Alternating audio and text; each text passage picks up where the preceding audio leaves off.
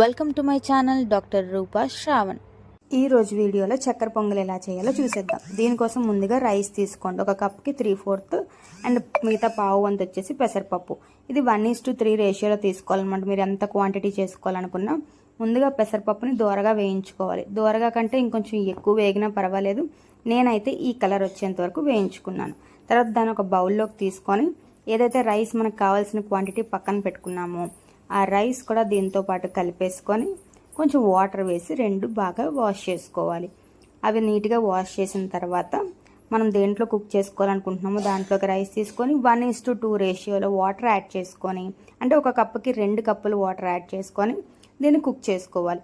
ఇది కుక్ అవుతున్నప్పుడు పక్కనే బెల్లం వచ్చేసి 1:1.5 అనమాట. అంటే ఒక కప్పు రైస్ మొత్తం క్వాంటిటీ తీసుకుంటే దానికి 1.5 కప్పు బెల్లం తీసుకోవాలి.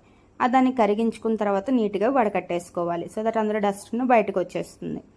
ఈలో పక్కన చూసారు కదా రైస్ నీట్గా ఇది కుక్ అయిపోయింది.